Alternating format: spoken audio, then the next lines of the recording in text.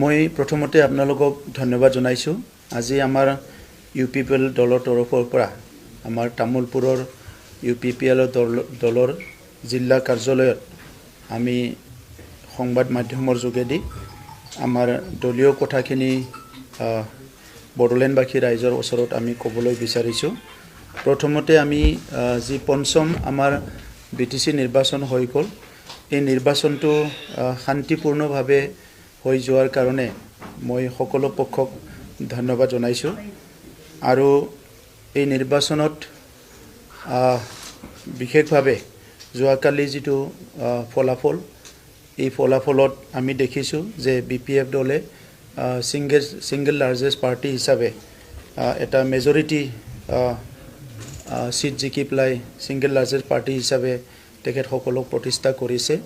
মই BPF দলৰ মুৰব্বী হাগ্ৰামা মহিলাৰী ডাঙৰীয়া আৰু BPF দললৈ অভিনন্দন জনাইছোঁ।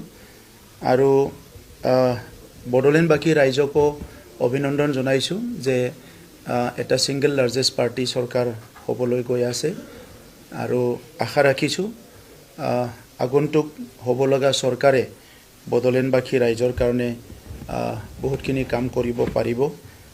UPPL দল হিচাপে যোৱা 5টা বছৰত প্ৰথমবাৰ আমি চৰকাৰলৈ আহিছিলোঁ আৰু সেই 5টা বছৰত আমি শান্তি সম্প্ৰীতি নিৰাপত্তা আৰু সমন্বয় আৰু ইয়াৰ লগতে উন্নয়নৰ কথাবিলাক চিন্তা কৰি কাম আৰম্ভ কৰিছিলোঁ।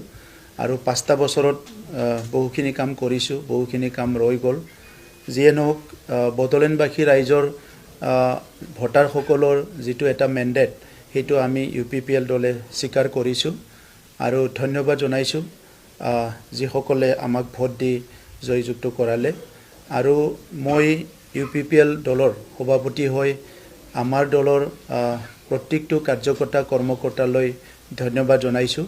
তেখেতসকলে খুব শৃংখলা পদ্ধতিৰে খুব ডিচিপ্লিনৰ মাজেৰে যোৱা নিৰ্বাচনত নিৰ্বাচনী প্ৰচাৰ চলাইছে। আমাৰ 40জন প্ৰাৰ্থী খুব সুন্দৰকৈ নিৰ্বাচনী প্ৰচাৰত অংশগ্ৰহণ কৰিছে।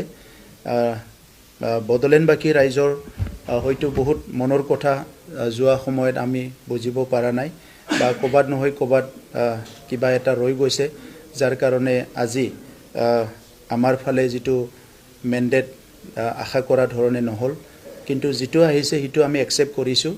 আৰু UPPL দলে যিহেতু বড়োলেণ্ডৰ 35 লাখ জনসাধাৰণৰ কাৰণে জন্ম পোৱা দল, অনাগত দিনত আমাৰ কথাবিলাক আমি সংশোধনী কৰি আমাৰ যি লক্ষ্য আৰু উদ্দেশ্য আছে সেইটো আগত ৰাখি আমি কাম কৰি যাম।